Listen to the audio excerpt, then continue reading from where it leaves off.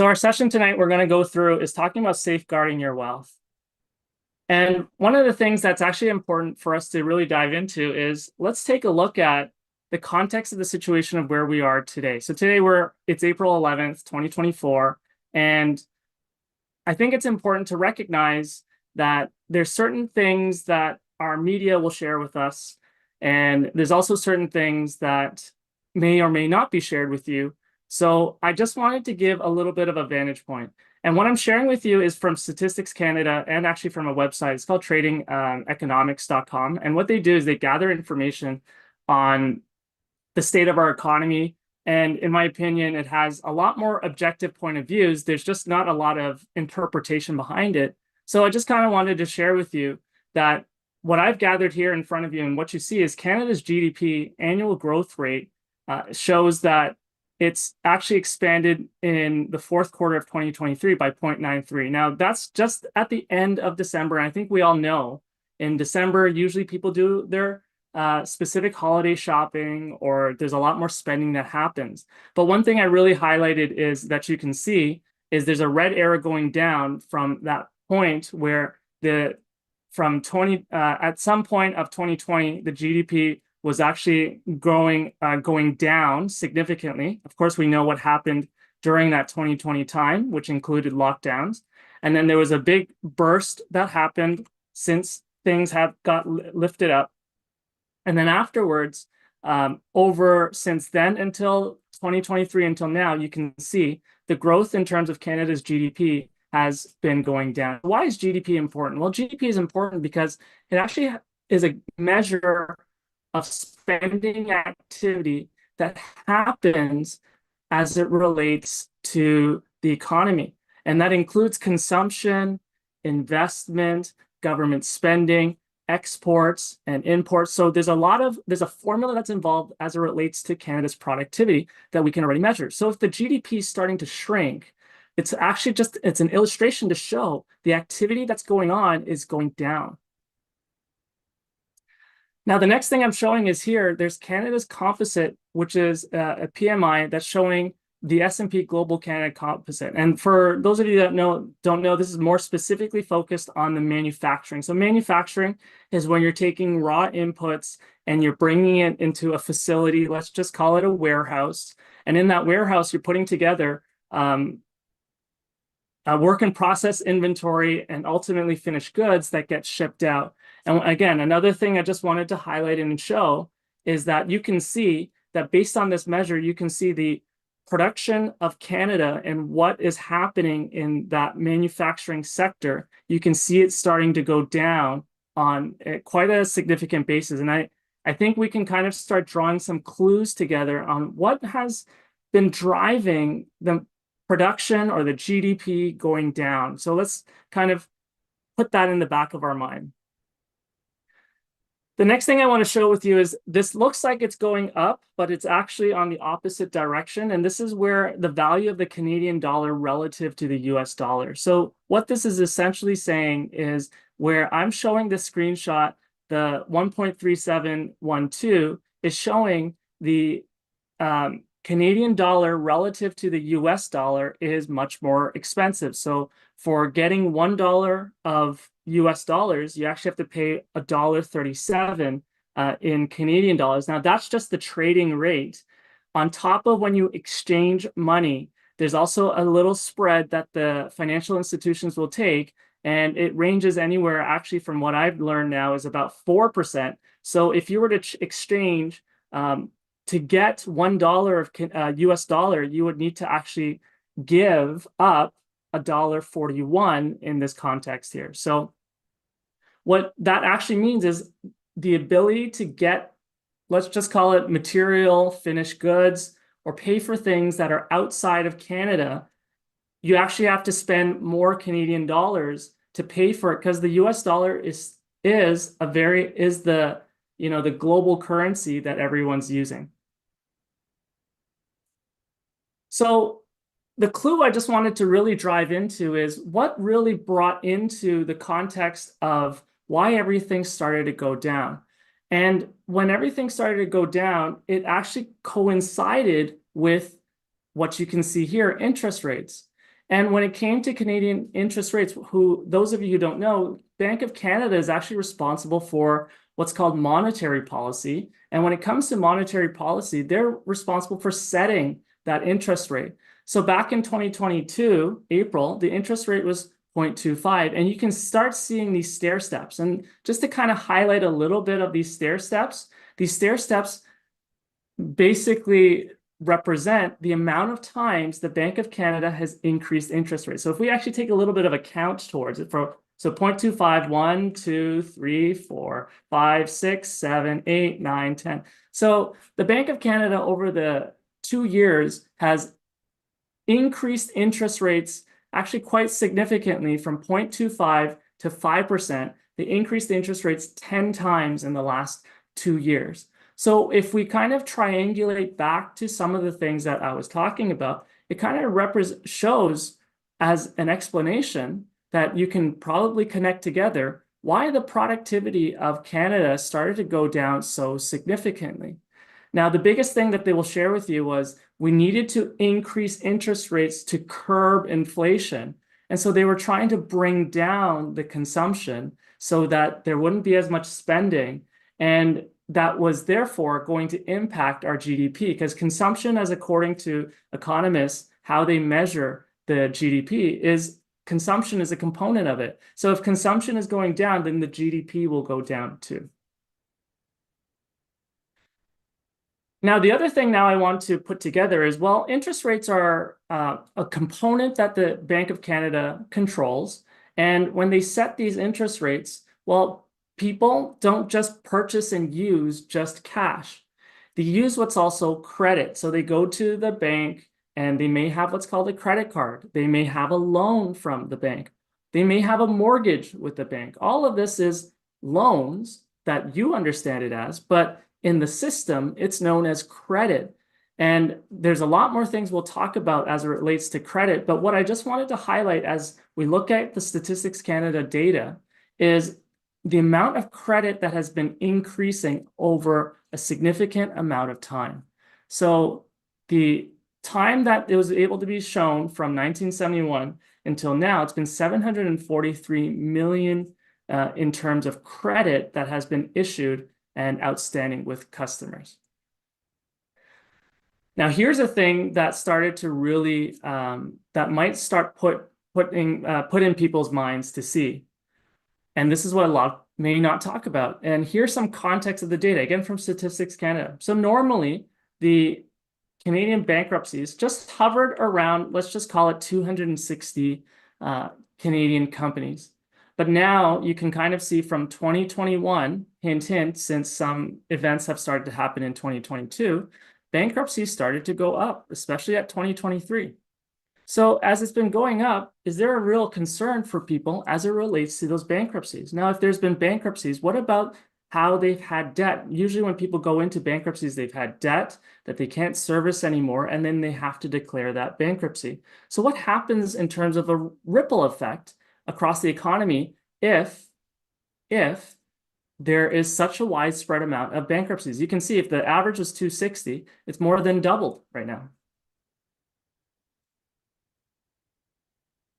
Now, based on all of what's been going on, I'm sure you can feel the same way that is showing here. And this is what's called a consumer confidence index. And this consumer confidence index is really just some points together. But what I just wanted to really highlight is more of since 2021, since the opening of the lockdowns and everything afterwards, you can see that the confidence in what's happening in terms of Canadians has been going down. So what does that actually mean as it relates to people and their confidence and what's going on? I think the general sentiment, and especially with what's going on, is people don't feel very positive about that. So largely what I've shared with you likely isn't a surprise to you, and the economic conditions haven't been favorable to many, including you.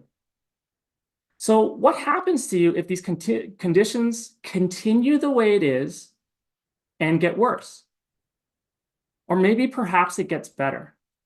I mean, one can most certainly hope. What's important to recognize is that in all that has been happening, You had no input and control on anything. Were you able to control whether interest rates go up or down? Were you able to control the prices of your groceries? And what I'm just sharing with you is from Costco, just a package of drumsticks were $202. I don't know, during my time, drumsticks were not $202. Were you able to control watching your investments portfolio drop during that lockdown phase? And from the top to the bottom that you can see here over a 5-week period, that was a drop of 33%. I'm sure a lot of you who may have been looking at their portfolio that was in their investments, it was definitely not an easy thing to sit through. And imagine going through that for that 5-week period. What if you were actually going through that period during a time when you decided to retire and no longer work? So you only had your portfolio to feed you, or sorry, help you during that time. So type in the chat, did you have any control over those circumstances? Yes or no?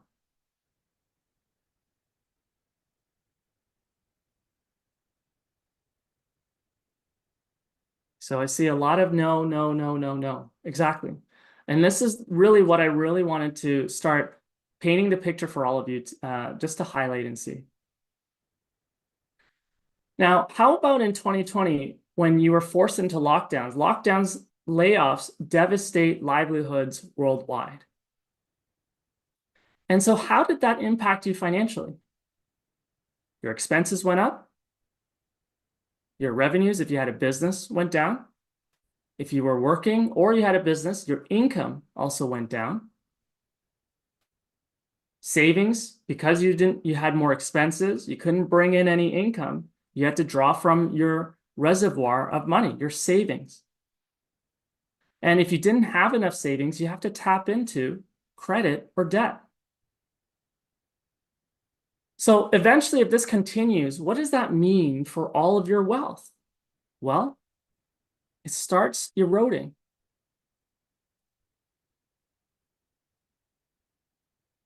And no, I'm not going to pitch to you the next new and exciting stock, mutual fund, or ETF. What I want to share with you tonight is actually talking about 3 books here. The first one is about becoming your own banker. So if you haven't gotten yourself a copy of this, this would be a really good book to get started, to really get some of the prerequisites I'm going to talk about tonight. It's about the importance of becoming your own banker, and this book does a really good job. It's sold over 500,000 of copies, self-published. And how could this book sell so many copies? Well, first thing is it actually works. The second book that I'm going to go through is talking about this one. It's called Building Your Warehouse of Wealth. And for those of you who actually have an intrigue of reading beyond 94 pages and want to dive into the topics in a lot more detail as it relates to becoming your own banker. Now, this is a 94-page book that we actually ask all of our clients to get a copy and read, because that really sets the mind to see where things are.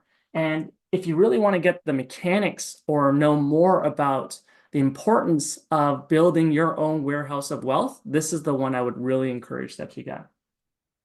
Now, just as a selfish plug, there's going to be another one that's included, which is called Keeping Taxes Away from Your Wealth. I got the privilege of co-authoring that with 2 of my team members, Jason and Richard. And we got to talk, and in there I share 5 very powerful strategies as it relates to reducing taxes you owe now and into the future.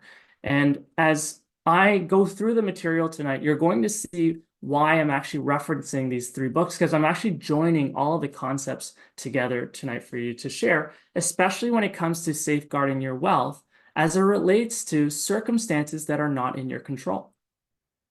So how do I know this works?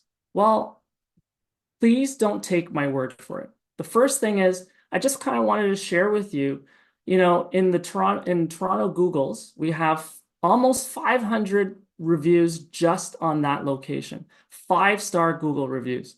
Now, these are real reviews. We don't actually pay anyone as spokesmen to fill up our reviews. These are actual people who we've helped and served over the lifetime of helping people become your own banker and be financially independent.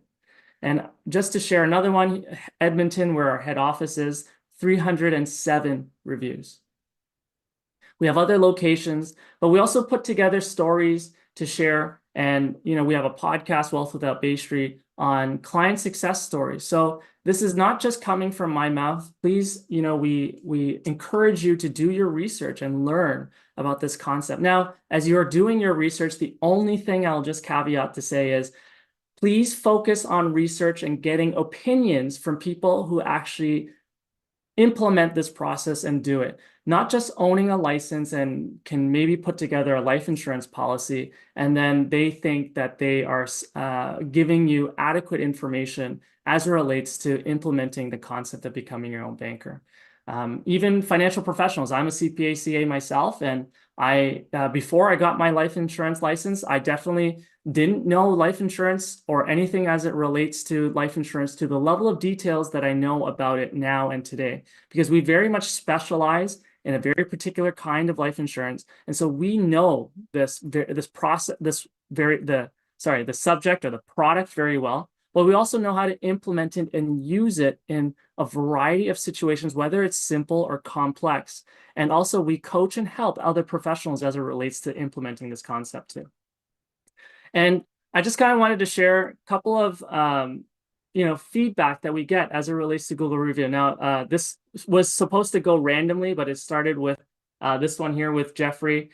He's given a 5-star Google review, and it was me. And he talks about what financial offers isn't just financial planning. It's a ticket to financial empowerment for anyone looking to get a solid grip to their financial life and future. This is a place where you can take those critical steps. And there's a lot more things that he's shared about education. And I just thought it was really nice of a review. And I thank Jeffrey for putting that together for me. And then there's Jolene, who talks about Jinjin, who was amazing to work with, had a lot of questions that we work towards, not just putting together and building the family banking system, or tonight I'm going to talk about this warehouse of wealth. And from building that warehouse of wealth, you're going to have questions because it's different than what you've seen outside from everyone else. And this difference is kind of a new step. And if you are amongst your peer group and crowd, they haven't been introduced to this concept yet, you're going to feel definitely very, maybe feel it out of place. But recognize we've helped thousands of Canadians do this. And we've nurtured and built a really solid community just to show the impact of this financial independence. Then there's Lagan, who's worked with Sarblo, and he walks you through the IBC policy, makes it effortless for you. And there's special mention of Sukhman, who are not only great leaders, but also very knowledgeable and helpful. Malcolm, who worked with Dan and has set up with information and financial vehicle to implement his change for his future for the better. And, the most common question we'll always get is, if this is so good, why is everyone else not doing it? And I think in tonight's webinar, I'm really going to highlight why everyone may not be doing this. And so this is not a get-rich-quick scheme by any estimation. You'll hear people who say like, oh, we do this for the money. We actually do this also for fulfillment to help people, I'll just say, build the financial independence away from the systems that we have in place today. And it's a paradigm shift in money behavior to build a strong foundation for generational wealth. And it allows to develop key leverage along the way. I also just want to also mention here, Brenda Peters worked with Roman, who's very patient. And I got to say, I get the privilege of working with Roman, and I definitely share that he's very, very patient. More patient than me, I'll just say. And he never gives up. She was impressed with his professionalism, excellent coaching skills, and knowledge as she was extending those questions along the way. Tommy worked with Vernon, and really this concept that we're going to talk about, the infinite banking concept, is a tool for the mind creating possibilities. And the key point is the process that is above oneself that opens great opportunities and relationships. He also even recognized even our team on continuing to learning and seeking guidance from Ascendant Financial, with a shout out to Jennifer and Ben. And here there's Elizabeth Wall, who help secure his financial future for generation today and generations in the future. Anyone wanting to know about the infinite banking concept must book a call and hear the advisors out. And my team members can just share on for tonight, really to get this process started. Tonight, you are already investing time to learn about this process, learn about the system that I'm going to talk about, and how it's actually going to safeguard and protect your wealth for now and into the future generations. And once you've learned about this concept, nothing's going to really change it. Your mind will be expanded. You'll know a little bit more of things. But if you really want that change to come into your life, you definitely want to schedule a call with our team members and book a call with us. And my team members will share that phone number in the chat. So let me ask you this question. Is your wealth important for you? Yes or no? Type yes or no. Okay, I hope so. If your answer is no, please kindly make an exit to this Zoom. I won't be offended. It's just something that I think is really important for everyone to focus on as it relates to the circumstances of serving themselves, their family, and their future generations. So the focus is to build. Today, we're going to talk about the focus to build and fortify your warehouse of wealth. And again, just making reference to the book that we're going to dive into today. Because if your wealth is important to you, type in the chat, are you going to gamble that wealth? Are you going to go for the haymaker? Are you going to try to go for the home run? Are you going to try to dump all in for everything? No, right? Are you going to defend and protect your wealth if it's important to you? Okay, awesome. Because when most people, so I see a lot of yeses, when most people think about defending their wealth, they just think about not exposing it to market risk. But today I want to illuminate some of the concepts as it relates to there's actually more factors that are going after your wealth. And we're going to really identify what that is. Because without identifying what the threats are, how can you actually address and solve those threats? So, what are you defending against? Well, are you in control of market volatility? Are you in control of changes in policy for tax rules? Are you in control in changes of interest rates? Are you in control as it relates to lockdown measures? Are you in control as it relates to economic uncertainty? Are you in control related to rises in bankruptcy? What about decreases in consumer spending? So if you're not in control of those factors are going to impact your wealth. And if you're not in control of those components, you're not in control of your wealth. Then who is in control? Now let's trigger a learning opportunity here. So wealth, most people just think of it as, let's just call it currency, or the tender that we use, fiat currency.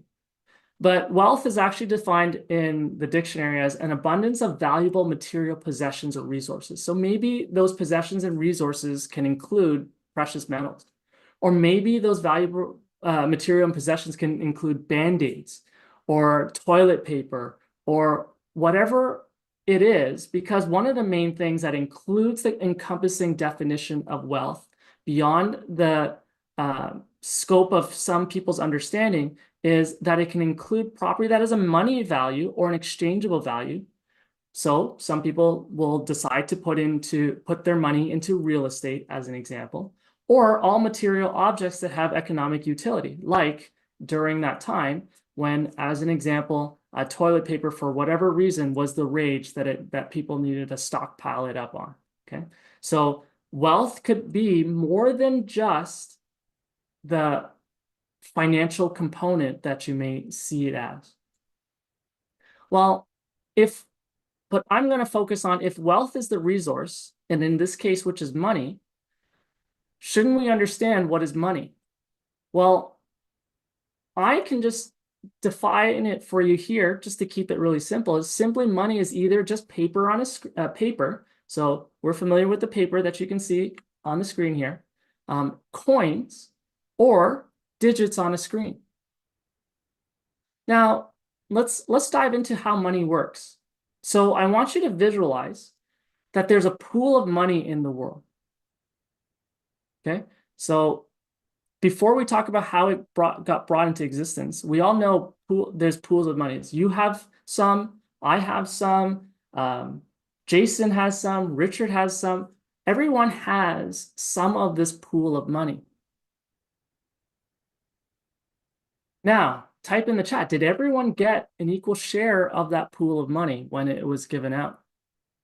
Yes or no? So I see a lot of no's. Okay. So someone has to have controlled where the money went, right?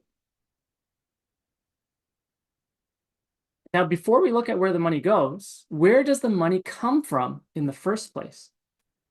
Well, it gets distributed from a bank, and then it gets distributed amongst its approved distributors. So I, Henry Wong, am not an approved distributor of money as it relates to it. So someone is responsible for distributing that money. And that's where I want to start putting into the picture that this is what creates the banking system. So in real life, there are two global banks. The first one is called the World Bank, and then the second one is called the Bank of International Settlements. All of the money in this world centralizes and flows through this location here.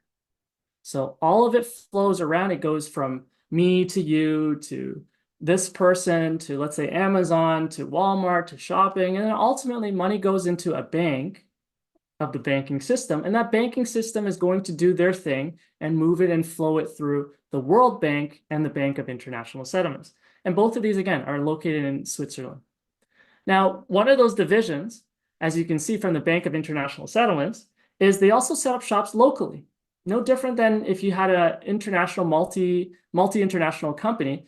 You may have a Canadian division, you may have a US division. Well, the banks have the same thing. There's a Canadian division called the Central Bank of Canada. So all of the money, every country will have that's listed on the Bank of International Settlements, you'll see where these central banks are located.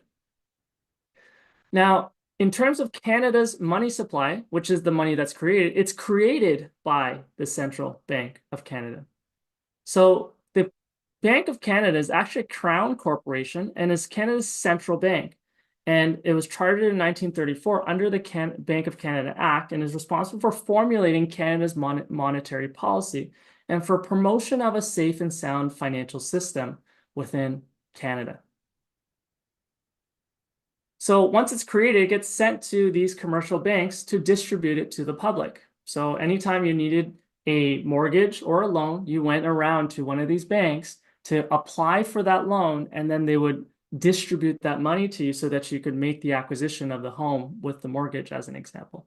Or once you had money that's sitting in those banks, you needed to access it. So you would go back to those banks to access it. So they're responsible for contributing or controlling or managing the flow of that money. So how did they make sure everyone uses it? Well, first, the government got involved and they made it legal tender. So in other words, they forced you to use it. And then they regulate and control it using legal means called the Bank Act. And the Bank Act was passed in 1871, and the terms of the act provided for a statutory review of the act on a regular basis to ensure legislators update the act in accordance to keeping pace with developments in the financial system. So let's just take a look at how large this money pool is. Now, what I've put together is there are kind of 4 levels of money, and just to kind of keep it really simple, there's M0, 1, 2, 3, and if we add it all up, there's 7.7, which, with a lot of zeros, is $7 trillion. So let's put this into perspective. I just want you to imagine how much money your family brought in pre-tax last year. So a very simple example is if both husband and wife brought in $100,000, that is the amount of pre-tax income gross last year. So you can already imagine what that number is. I hope so. I sure hope you know how much you're bringing in. So now once you've got it, divide it by the money pool. So you brought in that amount. So here's what it may look like. I'm just using the example, 100,000 and the money pool is 7.7. So if we take a look at this 100,000 as a component of what you brought in, it relative to the share of the full pool, your share of the pool is, this is in percentage, okay, 0.0000129%. So it didn't even reach 1%. Okay, so 100 for $1, that's 1% of $100, didn't reach 1%. Then look at how much of that money that comes into you that you got to keep. So imagine all the money that flows through your hands so far. So you are bringing in 100, but I'm sure you don't keep the 100. You're kind of handling. So now I'm introducing a term. You're handling the inflow of 100, and then you're also handling the outflow of a certain amount.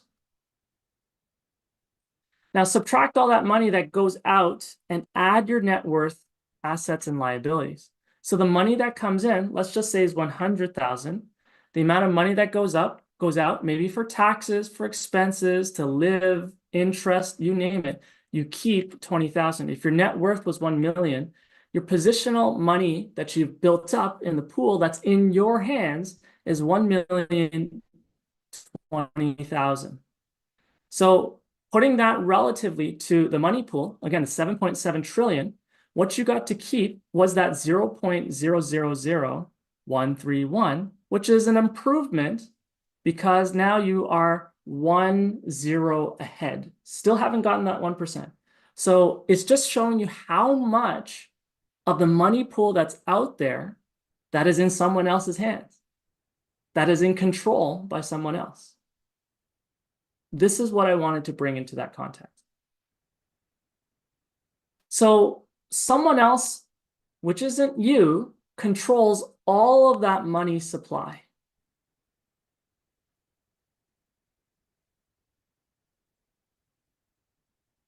And there's a system that they have, which you don't have the input on, you don't influence, or you don't have the control over.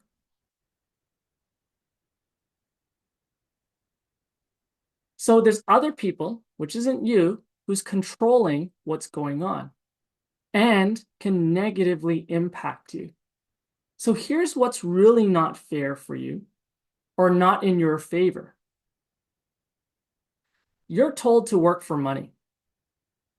So I'm sure all of you have probably experienced late nights working for money, and you're exchanging maybe you're exchanging your energy, your time for that money. And as you're working for that money, that means if you're exchanging that means time is being taken away from you for something maybe more important, like spending time with your young developing children, or spending time with an elderly who's close to reaching their graduation point. Or what about those moments that you wanted to see them perform in their softball game or hockey game or tennis match because you couldn't walk away because you needed to bring in that money? You are told to work for the money. Now, here's the part that's not fair.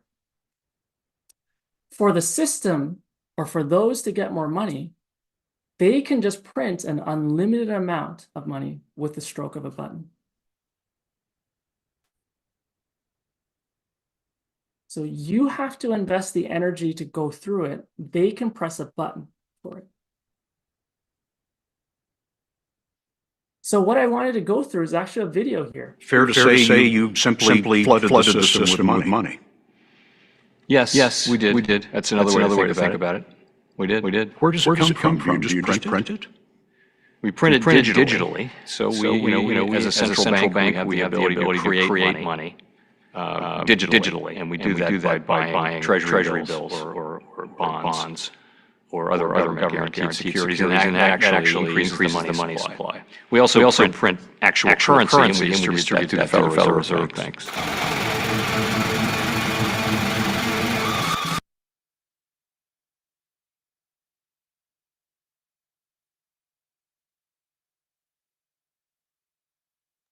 So the thing is, to make things even worse, maybe just to kick you while you're down,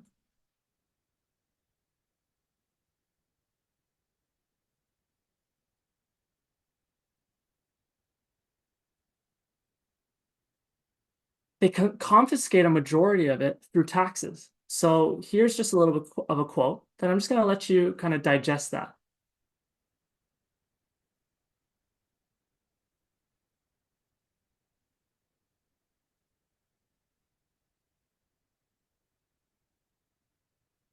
Taxes on wages, sales taxes for spending, income taxes that was already taxed, and then when you die, there's death taxes that was already on money that you've accumulated from after taxes. It's very, very weird.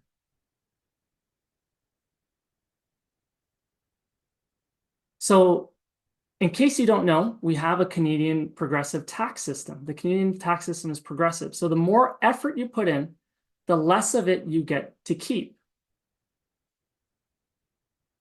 And each year, they also introduce new tax laws that you have no control over. You can't dispute and prevent new taxes from being imposed on you. And that's all usually designed to force you to pay more taxes. Just like on April 1st, 2024, they increased the carbon pollution tax by an extra $15 per ton, which is quite a lot actually for people, which is about 23% plus.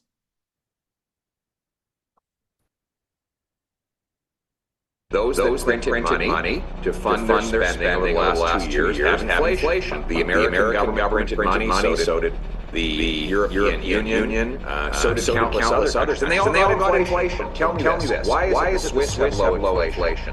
While the rest of Europe has high inflation. Why? Because the Swiss have their own money, the franc.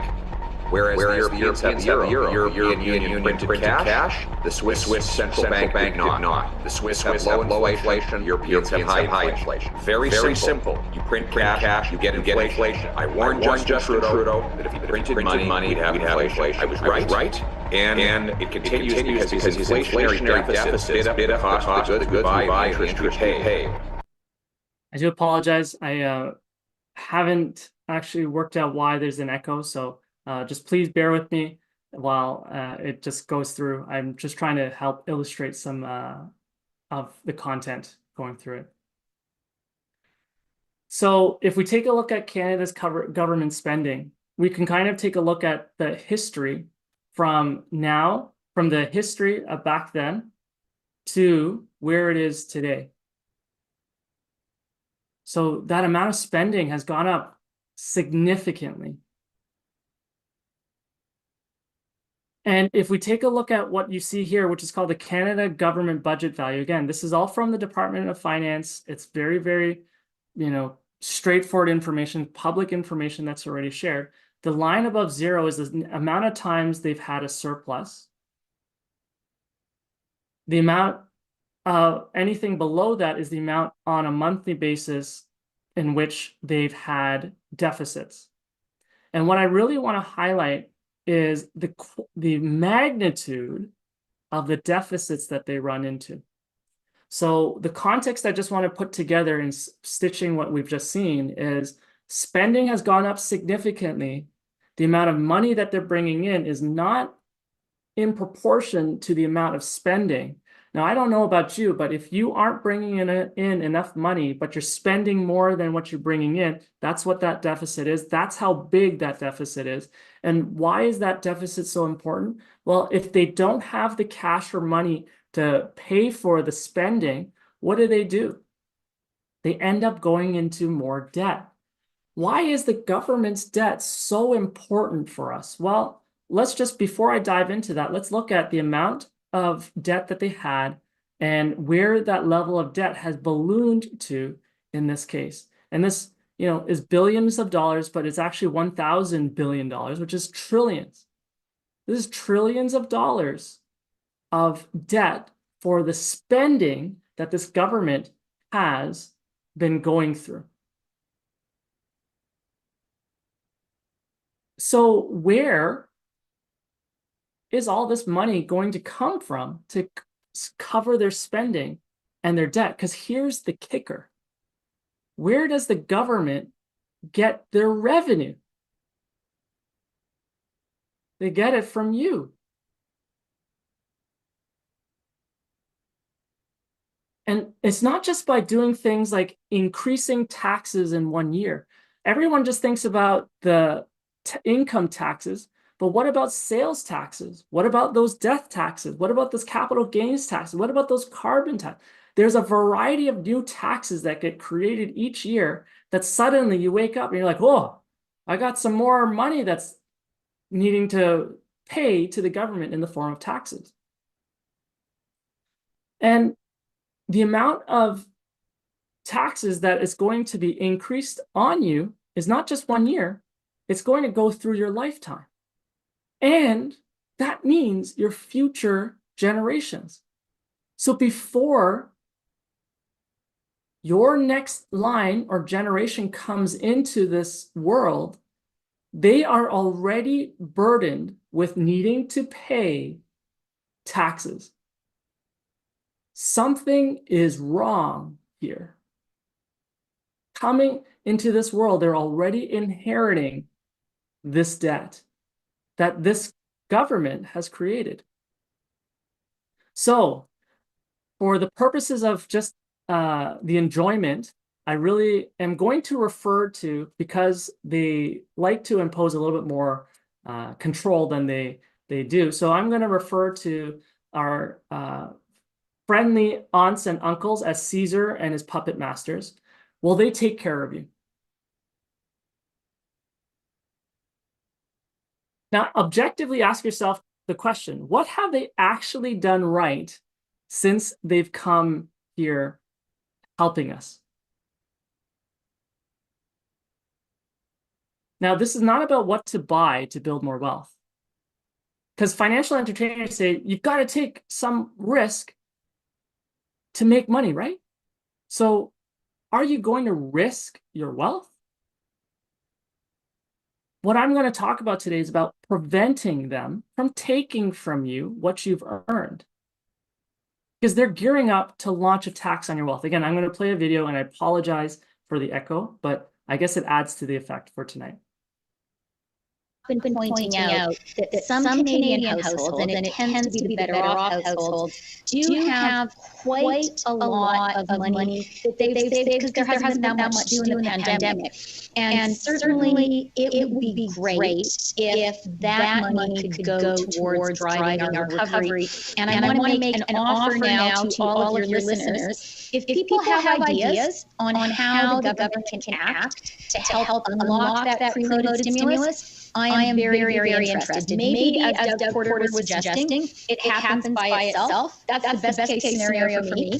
But if people have ideas on how we can really, try to unleash that, and particularly unleash it in the parts of the Canadian economy that really need support, tourism, hospitality, domestic services, let me know.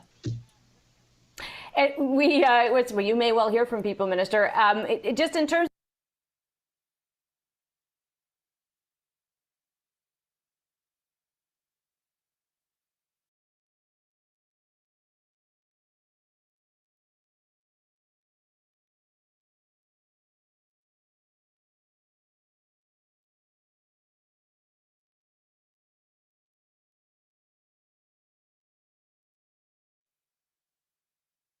So the question is, are you ready to defend it?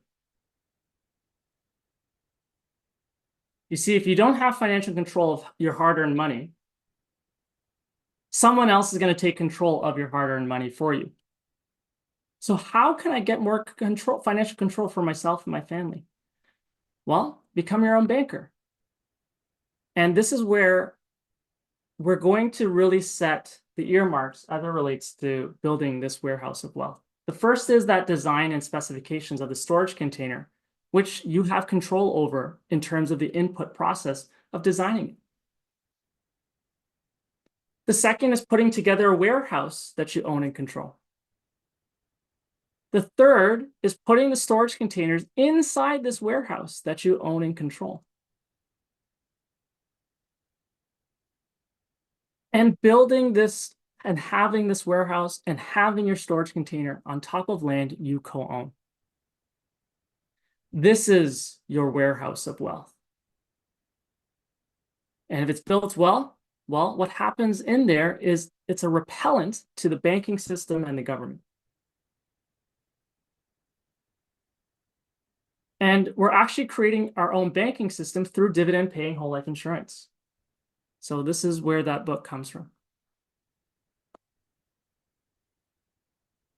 Life insurance agents don't have, so even though it's a life insurance policy, life insurance advisors, licensed advisors don't have the training around this. And one is to make sure it's properly designed. The second is knowing how to use it. The third is the philosophy of being financially independent. And our authentic philosophy is, since every coach in which we work that works with people like you, we all use it. It's part of our life, and therefore we can teach it. We're not just talking out of theory. And when it comes to infinite banking, especially with what we're going through, it is a lifestyle. It's a process. And when you understand the concept of becoming your own banker, it actually becomes really, really hard to go back. And tonight you're going to figure out why. So I want you to first, if you have preconceptions around whole life insurance, please free your mind from those misunderstandings. Quit taking information from uninformed opinions. Learn and do your own research and think about it. What I'm going to share with you is just information for you to think about.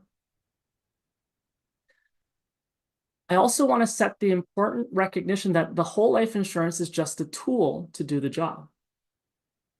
And how it was designed to help you to do the job, the coaching is a very important component to get it to be successful in getting you to use it. And that's what actually matters. So the first thing I want to talk about is capital preservation. Preservation of capital is a conservative capital strategy where the primary goal is to preserve capital and prevent loss in wealth. And in uncertain time, isn't it important to protect and preserve your wealth? Type yes or no.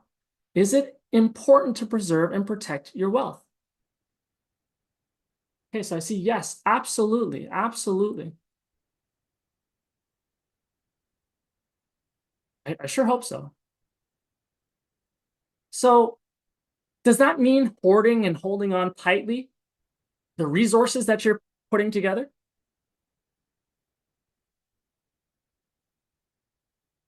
What if you could have access to the capital without risking your wealth? Wait, what? How can I access capital without risking my wealth? Well, the tool that I'm talking about has financial guarantees built into it that the insurance company fulfills, not you. So the insurance company fulfills it. What does that actually mean? Well, the first thing I need to set the stage correctly with is there is the financial guarantee where the cash value has to grow and equal the death benefit at age 100 without exceptions. So that's the first formula or guarantee I want to make sure that you're aware of. There's a cash value and the death benefit have to equal at age 100 without exceptions in Canada. So because of that requirement, cash values can only go up. It can never go down.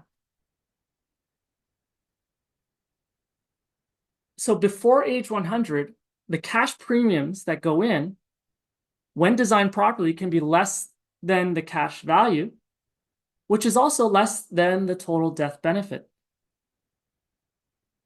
And then at age 100, the total premiums that go into the policy is going to be less than the cash value. And oh, it should be equal to the death benefit. It's not less than. That was a typo on my end. It should be equal to the death benefit. So let's just put some more important understandings around the roles and responsibilities. The insurance company is responsible for building the cash value, not you. So what does that actually mean? The insurance company takes the risk to build the cash value, not you. So that means the insurance company takes on the market volatility. The insurance company takes on the changes in policy for tax rules. The insurance company takes on changes in interest. The insurance company takes on impacts on loss of business because of lockdown measures. The insurance company takes on economic uncertainty. The insurance company takes on rises in bankruptcy. The insurance company takes on any decrease in consumer spending. But as the insurance company is taking all that risk, they may lose money because of taking on those risks. Well, they haven't in their years of existence, which is over 100 years in Canada. And it doesn't matter because all they are responsible for doing is building the cash value in the policy. So the cash value can only go up. So while the insurance company that you co-own, by the way, bears the risk to build the cash value, you have access to the use of their capital without interrupting that increasing cash value. So I also want to let you know that the cash value is outside of the jurisdiction of the Caesar's role of tapping into it. It gets to grow tax-free because it's not income. It doesn't fall into their definitions of taxes. You can receive a share of the divisible surplus as dividends. And for the insurance companies that we worked with, they've paid dividends every single year without a single miss from 1867, 1936, all the way to 2024. Is there any company that you know of that has existed with this track record of 100 years that has produced a divisible surplus or a profit and been able to pay their dividends, their owners' dividends? Very, very, very, very rare. And what if you can receive more money tax-free at death compared to what you put in? How much money do you earn for giving your money to the commercial bank? Let's just kind of look at it from this perspective. Just type in the chat, how much do you earn for giving money to the commercial bank?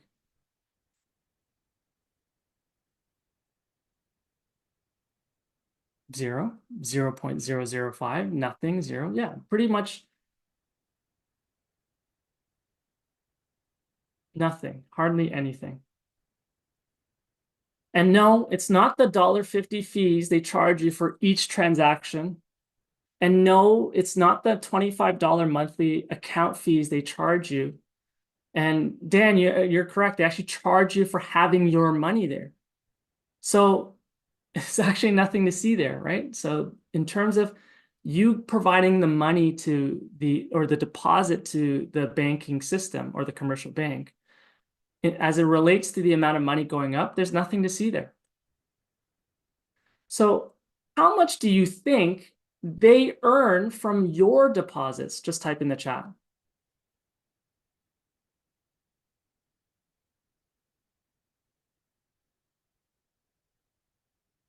400%, 10x, a lot. It's actually, it is a lot. And it's actually what a lot of people may not know. And what I wanted to share with you is actually there was a YouTube that two of my team members, Sarbalo and Richard, have done. And it was talking about how much do banks make, and especially in why was 2020 such a very particular point? Because that's when everyone else was required by the government to undergo lockdowns, but the banks still worked. They had no issues. It was still going on. And they were able to make a profit because without the banks, everything would grind to a halt. So banks needed to exist. They were essential. And if you go and watch this video has a particular link with financial statements that are public information to show you how much each of those banks made. So what I just wanted to highlight as an example is for the deposits that went in as 12.4 billion. Here's how much interest they paid, 12.4 billion. And here's how much this particular bank earned as it relates to the earned interest, 29.7. How much of that 29.7 did they share with you? Type in the chat. How much of that 29.7 did this particular bank share with you? None, right? So you give them the fuel, and then they use that fuel to earn more interest. Well, here's this one. This one put in, they paid out 6.7 million in interest, and then they actually earned and received 16.77 million or million from that. And then here's another one, which paid out 10.2 million and then received 34 million out of that. That's a pretty good business to be in. I pay nothing, limited, zilch, nothing, and I get the fuel to go make more money from it. That's a pretty amazing business model to be in.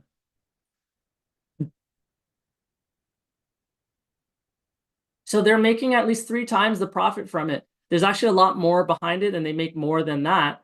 But, you know, just to kind of illustrate the content tonight, just to show you, that's how much they're making off it. And you already know they share none of that with you, but you're the one giving them the resource. Now, here's a question that very few people kind of consider. How much does it cost you to give your money away to someone else?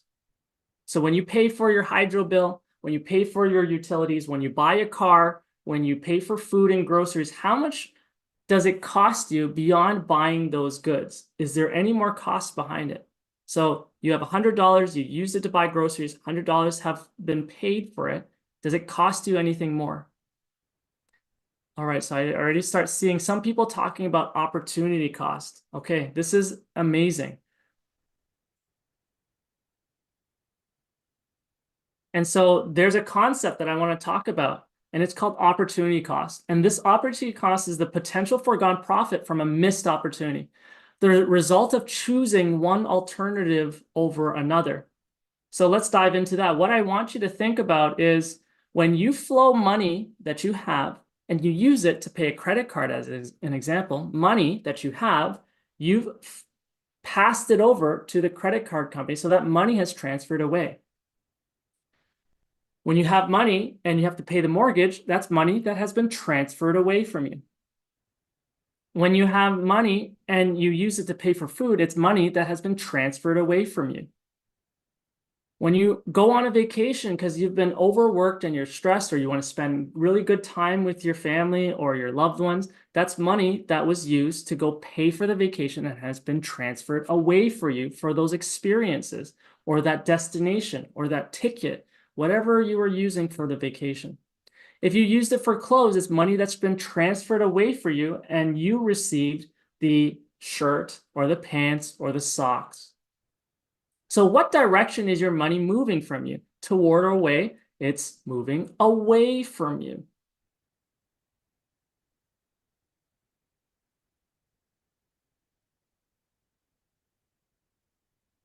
When all of that money is moving away from you, how much of that money do you have today?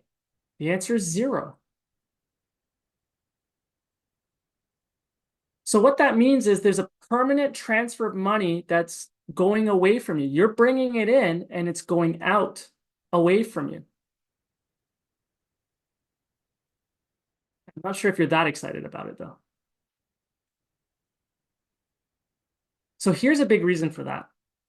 When you pay cash, you're losing earning potential, which is interest. And when you borrow money, you're actually paying interest. There's no other way around it. So every decision you make with money is a financing decision. Notice how someone else is getting all of your money and not you. Now let's walk through a very simple example first. So instead of paying $1,000 for groceries, what if you have the opportunity or ability to put that $1,000 into the GIC that's going to pay you 5% for that $1,000? So $50 in that 1 year is the opportunity cost. Now, obviously, it's not realistic to not pay for food because that's what your body will need. And so you have to give up the opportunity cost to get those, to exchange the money for food so that your body, so you can consume it. But let's just make the example a little bit larger. Instead of paying $100,000 for expenses, cars, food, groceries, taxes, $100,000 can go into a 1-year GIC at 5%. And that is a $5,000 in the first year of an opportunity cost. So if you didn't have to pay for that, logic tells me you are money oriented to want to get more, and you would put it into something safe like a GIC and get $5,000. Okay, so you're giving up every time you're paying for these things, you're giving up $5,000. Now let's take a look at this. If we take that $5,000 and we exclude compounding, 20 years, the opportunity cost is $100,000.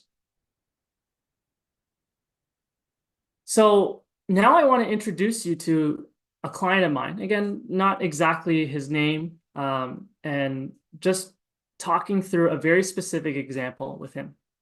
Now he's age 50 and he's an IT professional with a corporation, and he earns $300,000. And annually he's paying $150,000 in taxes. So that's 50%. Now, not all of you are paying 50% in taxes.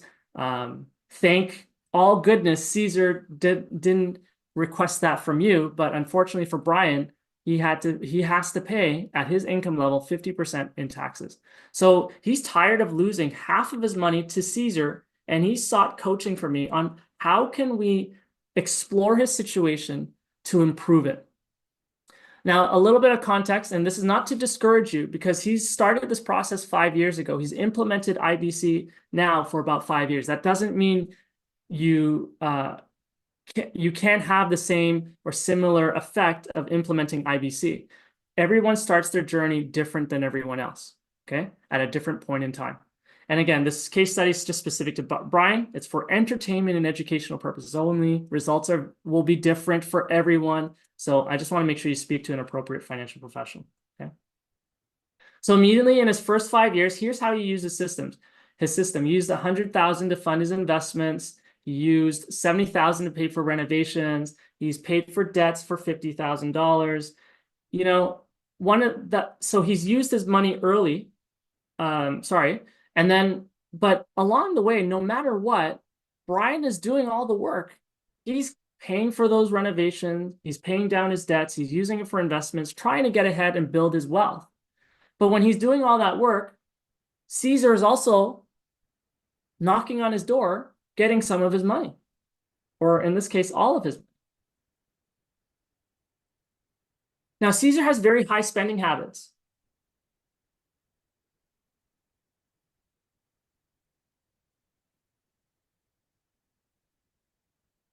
Caesar also has a very luxurious lifestyle.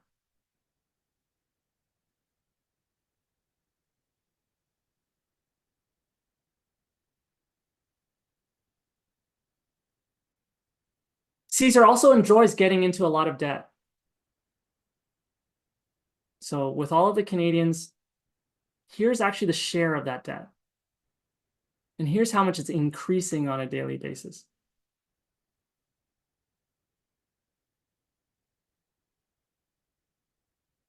It's funny, but it's serious. Caesar is also hypocritical and enjoys virtue signaling you on how you should live when he doesn't follow it himself. So remember, the premise or the reason for the introduction of the carbon tax is to fight climate change. Now, I think we can all agree flying is a very costly endeavor financially, and actually in the form of, as they say, carbon dioxide or carbon for flying. But let's take a look at the amount of use. Per hour, 3,150 kilograms of carbon dioxide per hour of use. short flights have a larger net impact than longer ones. And Caesar decides to take short flights with empty planes that last 30 days, and 17 of those over the last 30 days, and then 10 of them were under an hour.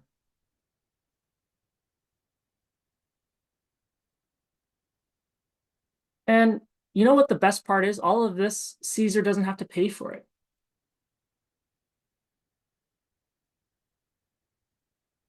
And Caesar also has a mafia of agent Smiths who does ensure he gets paid.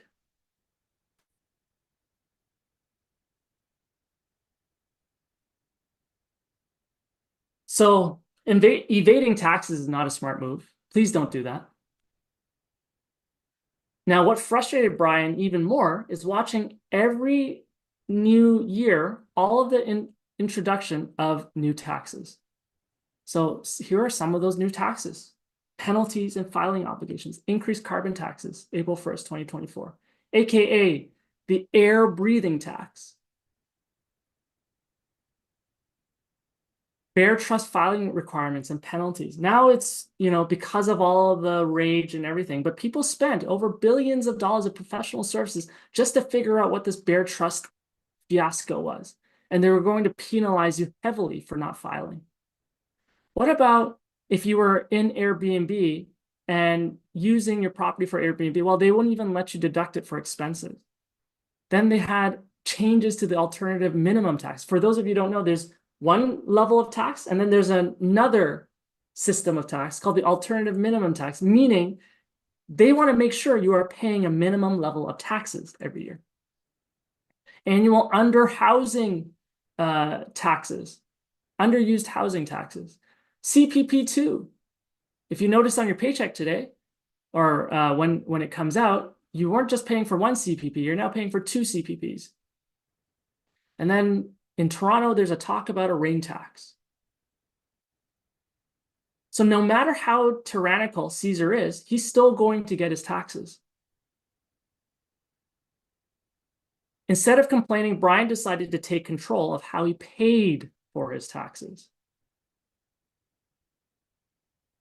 So for Brian, with some smart tax planning with me, his coach, we set things up in a way that he can pay himself first before he paid Caesar.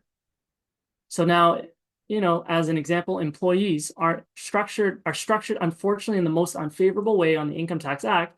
Money's already taken off your paycheck before you even get it. So he's not in that position, but there are other people can be in different ways. But for him, I'm just sharing with you, that's the important part I wanted to highlight.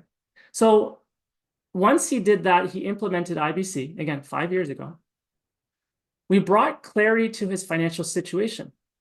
The main thing we did was prioritize, before money got taken off for taxes or before it got sent to taxes, before it went to the commercial bank, we prioritized the money to go to him and vis-a-vis his system. We focused on changing the way he was paying taxes. So you see, the way everyone pays taxes is by depositing money. So they earn the money, it goes into the bank, they set it aside by transferring into a savings account, depositing it. So they're building the money up in the commercial bank's storage container. So everyone builds up their money inside the commercial bank's storage container. Remember the storage container that they charge you monthly to use? They charge you for every transaction that you need to use it for. They pay you diddly nothing to give them that fuel. So you're using the commercial bank storage container for your money. He was using for money. Brian built up that money, instead built it up in his storage container, which was created for him, which we worked together 5 years ago for it. And he has situated that in his warehouse of wealth. So he has the container and he put it into his system, which was his warehouse of wealth. So the storage container he had for 5 years so far, he was, as part of what he had the input in that design, was $30,000 annually. At this point, his storage container doesn't need him anymore to fund any more deposits. So really, it'll last him until he's age 100. Everyone who gets confused thinking about this is life insurance and everything along those lines, like, I got to fund this all the way to my lifetime. It's actually the way that we design it will reach its survivability period over a reasonable time. For him, it was 5 years. So, however, remember, his goal now is to recapture the taxes that he will have to pay. The money is coming in from somewhere. It's getting stored in the commercial bank's storage container. Why don't we relocate the money that was going to the storage container there into the storage container here? He has that option. Again, if you are someone new who isn't a client right now, you may not have this storage container created for you. And that's what you want to book a call with us for, to dive into these circumstances with you on, so that we can get your input to help you design the storage container that best fits your financial journey to where you are right now. So his goal now is to use the storage container to help him pay for taxes that he will have to pay. Again, he's not going to evade it. He doesn't want Agent Smith showing up on his doorstep. So let's look at the process for him. Over 15 years, here's what's happening. He's 50. If he's earning $300,000 a year, half of it is going to taxes. He's handling $4.5 million. So from 50 to 65, he's going to handle and bring in $4.5 million. So Brian's 50 years old. He earns $300,000. $150,000 goes to taxes each year. So he projects he's going to work until 65. His estimated cash over that 15-year period is at least $2.25 million. Remember, 50% goes to tax. So 150 times 15 or 150 times 15 together is 300 times 15 is 4.5 million. That's not all that 4.5 million is not going to Brian. Half of it is going to Caesar. How do we solve this problem? So here's what it's important to recognize: the situation that Brian is in. He hates seeing that he's losing 50% of his money. He can continue doing what he's already doing, using the commercial bank to stack up his money in their container to save up his tax money, and then just suck it up and work hard. He knows it's coming. It's like, I'm so helpless. They just already put so much of these rules in place that I can't even change. I don't even get to make any difference about it. My voting doesn't really get anywhere with it. So I just am going to suck it up and work hard and just let them take half of my efforts away. And that's giving half of the efforts to Caesar. So let's work through that math again. Money brought in was 300,000 times 15 is 4.5, but Caesar's confiscating half of it, 2.25. So Brian is losing 50%. Now, the second way he can go about doing this is change the way he's paying for the taxes. Change the way he's paying for taxes. Again, this is very personal to him. The circumstances and how things can get architected may be different for your situation. So this is not something you can actually template and follow and say, yeah, I know what I'm doing, I can do it. It's actually, there's a lot of things that get taken into consideration. We don't want to trip things the wrong way and cause a bigger issue out of trying to get out of the problem. So I want to just, again, make sure you understand that this is not financial advice. This is specific to Brian, and this is specific for learning purposes only. Okay, so he chose to use the storage container he started 5 years ago. So he has actually multiple storage containers, but one of them he's now dedicating to use the axis of capital for this purpose of taxes. Remember, this one is where he was depositing $30,000 annually for. So Brian is taking the $30,000 that was initially going to the commercial bank in that storage container, and he's going to take the $30,000 and actually move it to the storage container that was created for him, and he's going to keep this up for 15 years until he's 65. So if we do the math related to that, 30,000 times 15 is $450,000. So let's just graphically represent and see what this looks like. With him putting no more money after 65, let's just take a look. Does his system recover more than enough taxes by 85? So the money in was $30,000, 15 times 30,000 is 450. And if we take a look at it from this specific standpoint at 65, he's put in the 30,000 for 15 years, which is 450,000. Here's how much capital is in his system or his storage container. In that particular storage container, again, he has a warehouse of wealth with multiple storage containers, but this particular storage container has 976,000, or will have 976,195. How do I know that? Because he's following his plan, and if he follows the plan, because of the contractual guarantees that are built into the tool, it's very, very predictable in what it's going to be.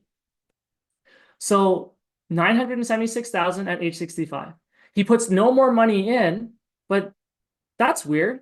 At age 75, his capital in his system is going to be 1.5 million. He puts no more money in, and he goes and he ages to 85, and his capital grows to 2.526. Oh, wait, let's take a stop here. His tax bill was 2.250. So at 85, and all of the taxes that he's already paid, his system has come back to him to give him back that capital, because he was so dedicated and focused in putting in his 30 into transferring what was initially in the storage container in the commercial bank into his system. So he prioritized the focus of the location of his deposits. Instead of, again, giving it to the commercial bank, he's giving it to his system.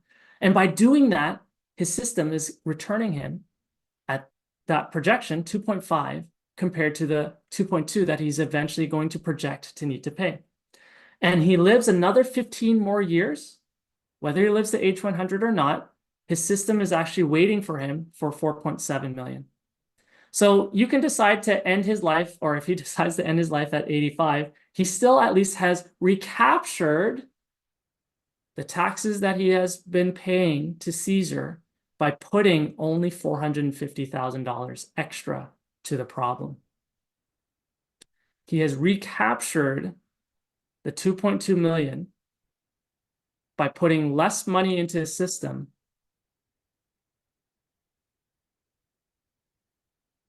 So Brian puts 450 towards the storage container.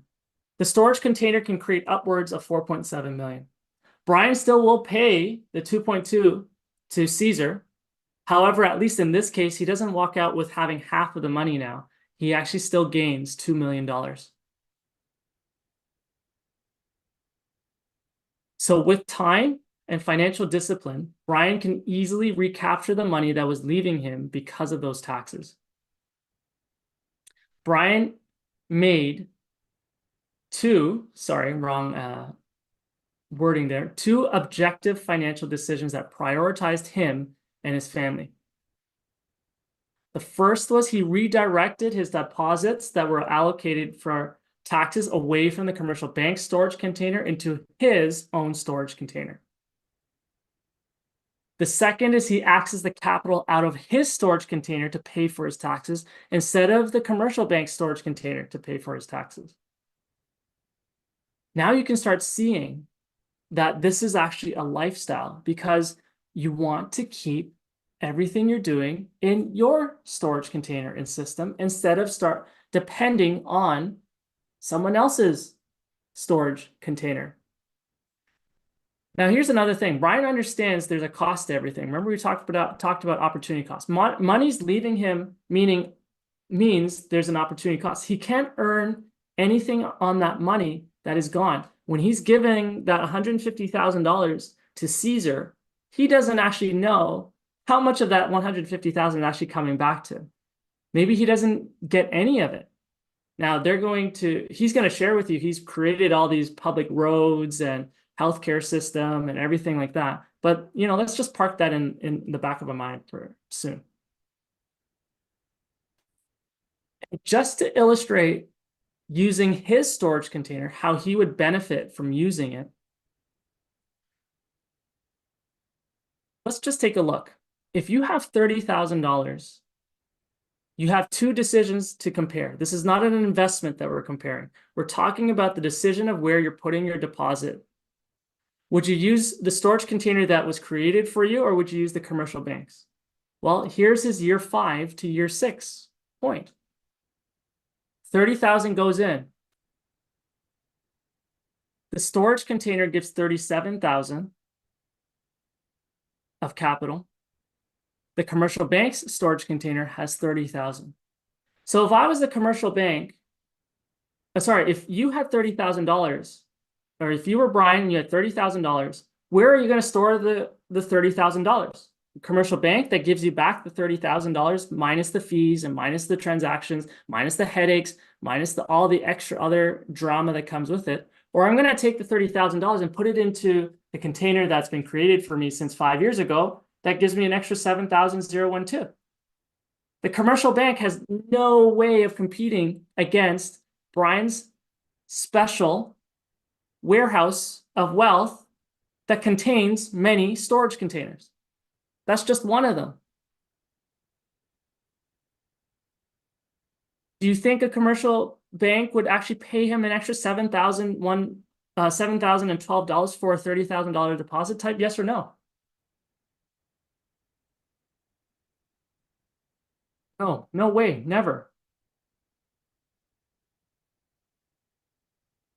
Do you start to see, going back to the video that I was sharing with you, because we can't see how much the commercial banks are earning off of the deposits you're giving them. Here's just an example specific to Brian, how much he's gaining after 5 years of loyalty of building his storage container. Let's look at the range, long range in 5-year increments. So 5-year commitments, 30, 30, 30, 30, 30 for 5 years is 150. But the difference in time frame, that 150 means something different in each of those time frames. So let's just take a look at it. The money going in for 51 to 55 is 150. How much is that going to be as it relates to comparing the commercial bank storage container versus Brian's warehouse of wealth with storage containers? One of his main one container that I'm sharing here. The commercial bank's container is going to give the same 150. But Brian's storage container is going to give him for running 150 as a deposit through it, returns him back 210 as available capital to utilize. At age 60, if he brings up 150, if he gives it to the commercial bank, they're going to give back to him 150. Maybe the fees are going to be $100 per month. I don't know. It'll be probably a lot more than what it is today. But his storage container is 267. Now at 65, 61 to 65, he's put 150, and the storage container is 343 in terms of accessible capital. 70, the storage container is 423, 841. 75 is 555, 076. I think you get the point here. If I go to age 100, the same 150, this is crazy. The same 150 gives that 1 year, the 1.5 million of accessible capital. It sounds so mind-boggling, but this is not because it's being made up, because there's contractual guarantees backed behind it. But this just shows you how much the Canadian banking system is robbing you for the deposits. How many of you have been giving the commercial banking system running through maybe $150,000 in terms of deposits? Has any of them given you an extra $61,000?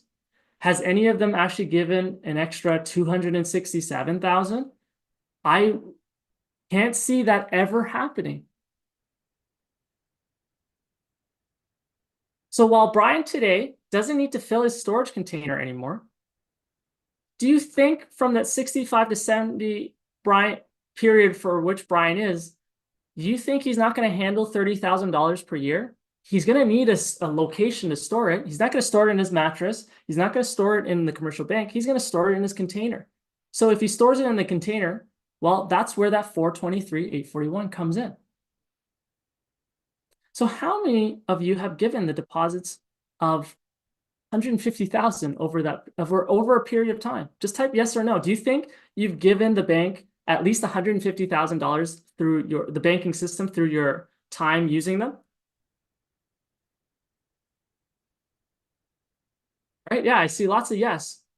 And you are so used to seeing how much they've been giving you, the 150 back, but you actually haven't seen how much more you could have gotten provided your money was being put in the right location for the storage container.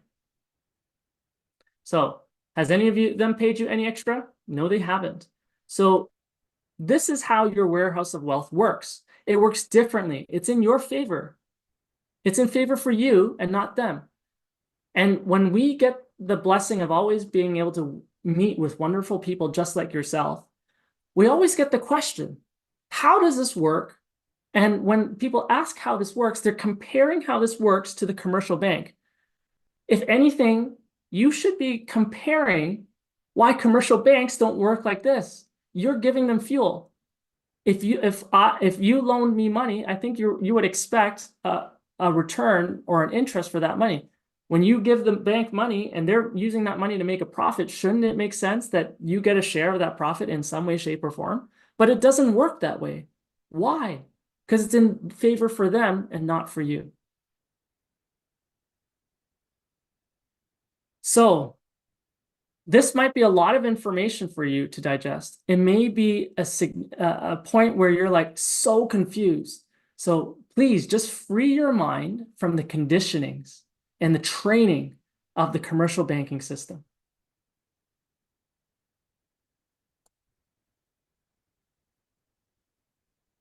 Don't hold those opinions. Explore it yourself. Look into it. Because for Brian, he doesn't just do this for his taxes. He does it with everything that has the use of money and is leaving him.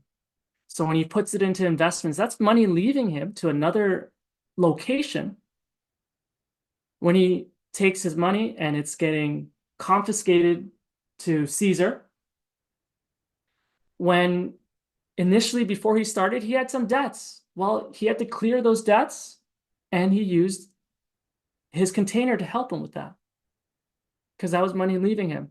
The renovations, that was money that was leaving him. Cars, that was money that was leaving him. When you take your money and you put it into a car, as soon as you drive it off the lot, the value of the car already went down. So you are already at a disadvantage by putting money into the car. Now, logic says you would put money to where you get the highest return. But there's a practicality component to it that for your job, for your ability to live or move around the city, you need a car. Well, that's a opportunity loss or cost that you're willing to take.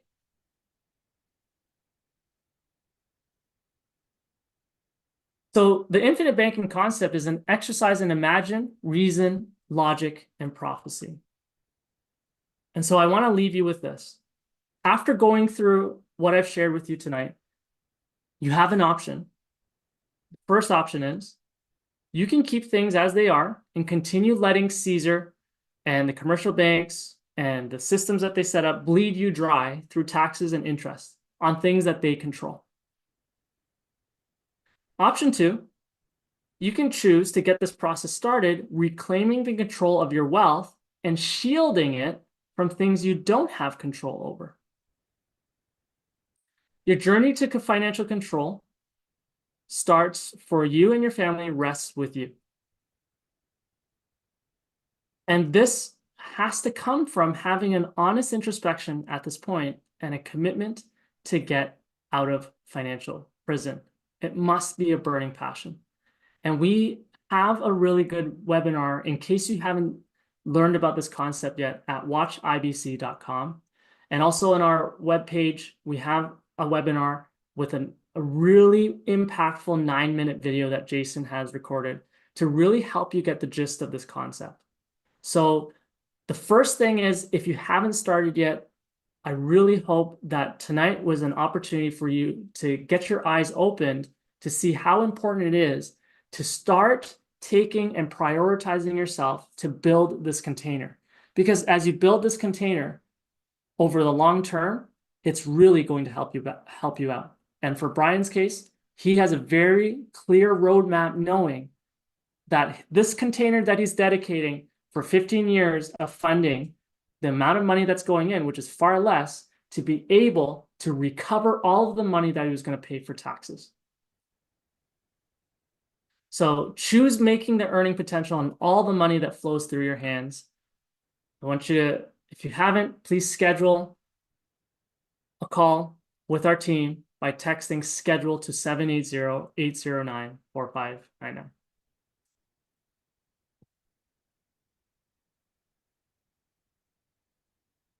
So I wanted to say it was such a pleasure getting the privilege to go through the content and share this message with all of you. And I want to make sure that if you haven't, please do schedule that time with our team members. And if you are already working with our team members, if you are already a client of ours, make sure that you really find more opportunities. You have enough money that is leaving. You find more opportunities so that there's enough cash flow so that you can have it go into your container first before it's going out. And just as maybe for my benefit to ask you, just at a scale out of 1 to 10, my feelings won't get hurt. If you got a lot of value for the time that you've put in tonight, please say 1 for you wish you did something better with your time, to 10, you've got a tremendous amount of value for your time. Okay, awesome. Thank you. Thank you for making me feel good. It was really, really nice about that. And one of the things that I also want to just encourage is, as we really try to help people implement the concept and become more independent for themselves and build things for their family, please help share the message and write a really helpful review on the things that you've learned tonight. We can share our Google links of reviews just so that you can really share with everyone else. I mean, don't hesitate to go to our Google links and see all of the wonderful lives that we have the blessing to help in their situation. And for Brian, he's been with me for 5 years, and we've been working on this for 5 years. So, you know, things don't really change as it relates to taking control of the money as it relates to what's going on in his environment. What's important is things outside keeps changing. However, we're working with that all the time. And this is not something that is for instant gratification. If you need instant gratification and trying to gamble for the next big win, this is not for you. The concept here is for someone who has financial discipline and really looking to make the difference forward. And they don't just think that this is a life insurance thing. There's more to it.